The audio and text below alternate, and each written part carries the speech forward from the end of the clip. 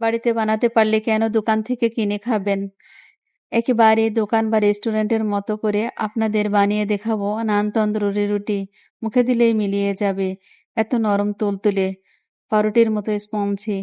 আপনারা 2 দিন ঘরে রেখে খেতে পারবেন। হ্যালো বন্ধুরা, নতুন একটা পর্ব দেখার জন্য আপনাদের স্বাগতম। রেস্টুরেন্ট স্টাইলে নান তন্দুরি রুটি বানিয়ে দেখাবো। তাহলে চলুন শুরু করা যাক। প্রথমে নিয়ে নেব একটি মিক্সিং বল। মিক্সিং বলের মধ্যে নিয়ে নেব 3 কাপ ময়দা। 3 কাপ ময়দা, তার সঙ্গে নিয়ে নেব 3 চা চামচ গুঁড়া দুধ পাউডার।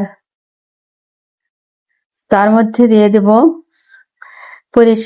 পরিমাণ মতো লবণ এবং 3 কাপ ময়দার জন্য 1.5 চা চামচ ইস্ট পাউডার এবং স্বাদ অনুযায়ী চিনি, 3 চা চামচ চিনি।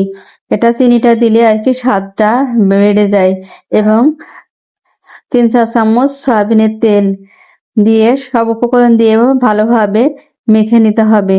তারপরে উষ্ণ কুসুম গরম পানি দিয়ে মেখে নিতে হবে।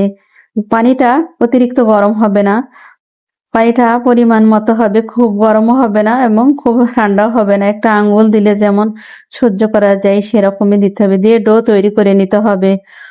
ডোটা সুন্দরভাবে মাখিয়ে নিতে হবে। নিয়ে ভালোভাবে যতক্ষণ মলায়ন না হয় ততক্ষণ মেখে নিতে হবে।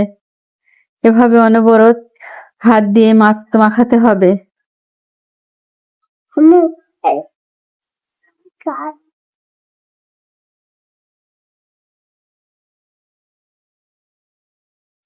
ডোটা ভালোভাবে তৈরি করা হলে 30 মিনিটের জন্য রেস্টে রেখে দেব। একটা পলিথিন দিয়ে মুখটা আটকায় রাখতে হবে যাতে কোনো মতে হাওয়া না ঢুকে।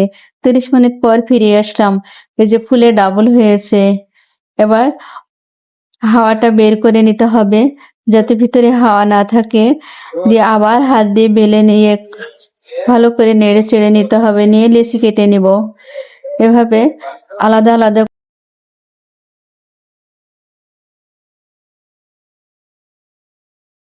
যে সবগুলো বেশি এক সমান করে দিতে হবে যাতে ছোট বড় না হয়, একই রকম।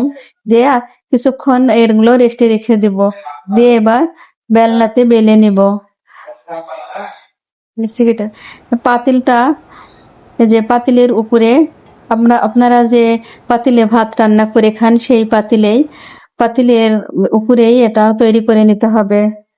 পাতিলটা আগে চুলার উপরে হিট করে নিয়ে রুটি বেলে রুটির উপরে পানি দিয়ে ব্রাশ করে তারের উপরে ব্রাশ করে নিতে হবে। নিয়ে পাতিলের উপরে এটা বসিয়ে দিতে হবে। দিয়ে তো রুটি তৈরি করা হয়ে গেল। আপনারা চাইলে এভাবে বাসায় তৈরি করে খেতে পারেন এবং নরম তুলতুলে স্টাইলে। আপনারা কে কোথায় থেকে দেখছেন? ভালো লাগলে লাইক কমেন্ট শেয়ার দিন। ইউটিউব থেকে দেখলে সাবস্ক্রাইব করেন। আসসালামু আলাইকুম।